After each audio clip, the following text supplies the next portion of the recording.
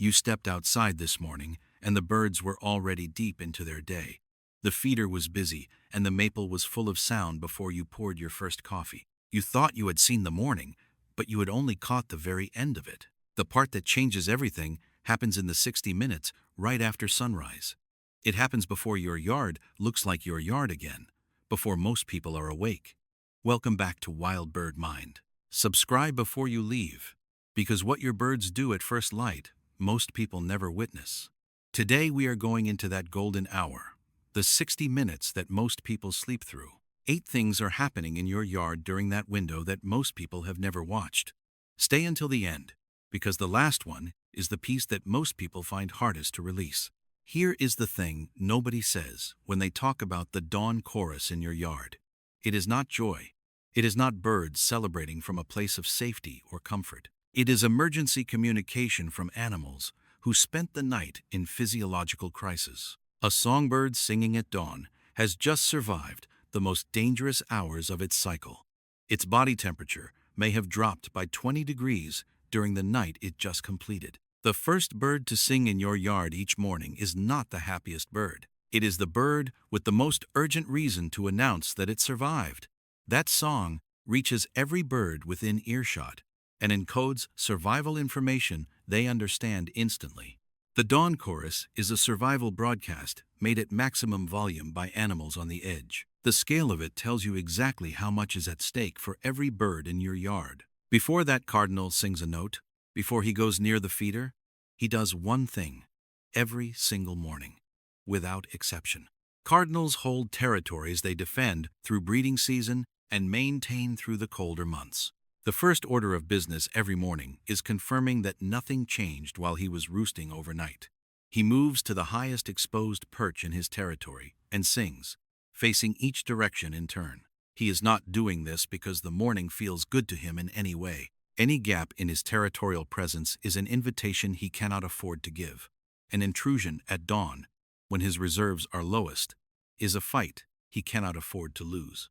The territorial reset comes before eating, and that sequence tells you what cardinals prioritize. Hunger comes second.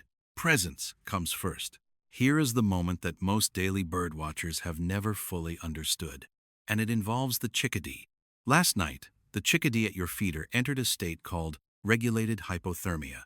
Deliberately, its body temperature dropped by up to 22 degrees Fahrenheit below its normal operating level. Its metabolism pulled back to the minimum required to keep it alive through the cold. It was not asleep in any way that we would recognize as sleep. It was in a controlled physiological shutdown designed to protect its fat reserves from the cold night. This morning, in the dark before your alarm went off, it woke up from that state. The entire recovery process began immediately in the pre-dawn cold of your yard. Coming out of regulated hypothermia requires real sustained effort from a very small bird. A chickadee weighs about as much as 2 pennies, and it survives on a razor edge.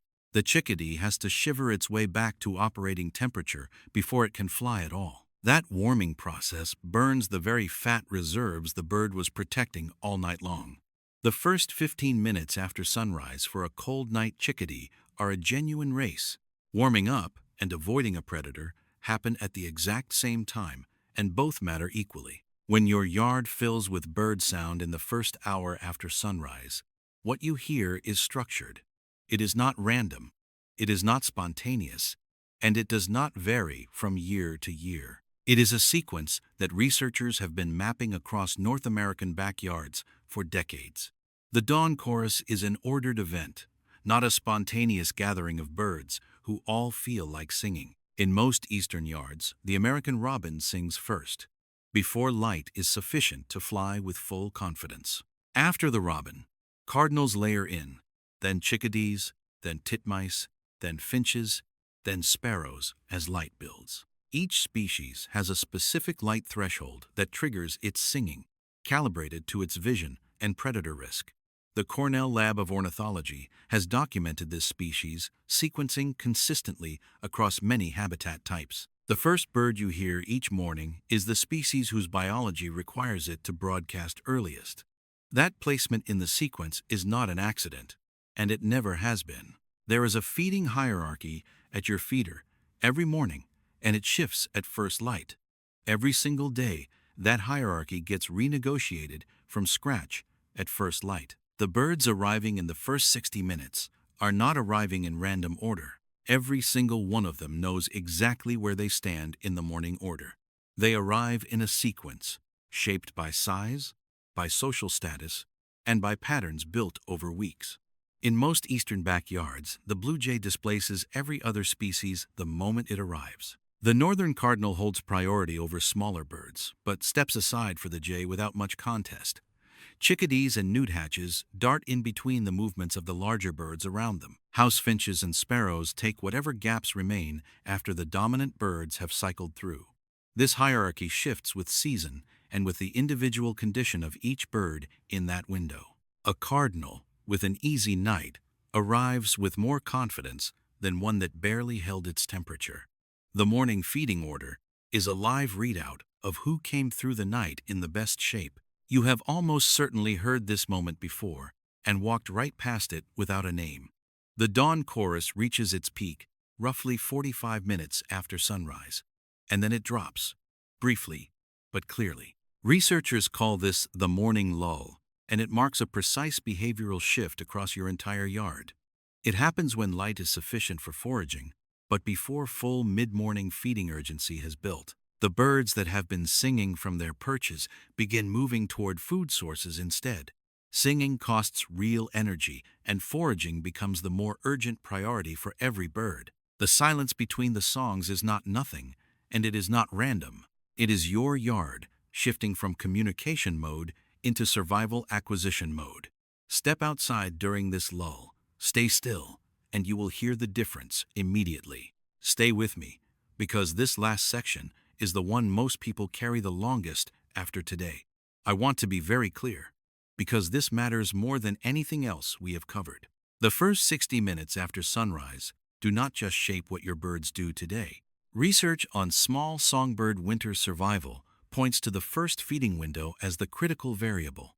A bird waking with depleted fat reserves and finding an empty feeder may not recover from that. Not dramatically, not visibly, just quietly gone one morning, and you will never know the reason. The single most effective thing you can do is also the simplest thing on this list. Fill the feeder before you go to bed, so it is ready at first light, not after you wake up, not when you get to it. Before the chorus ends, the birds that need it most are already there before your alarm goes off. What you put out before sunrise reaches birds that an 8 o'clock refill never will.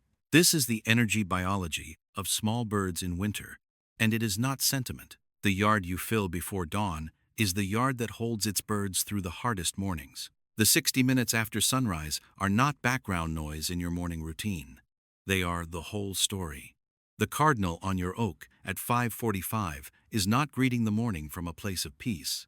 He is announcing that he made it through the night and that this yard is still his. The chickadee warming near your feeder is completing a process that must finish before its day begins. Nothing else in its day can start until that warming is fully done. The sequence of songs building in the dark is a structured survival broadcast that runs every single morning.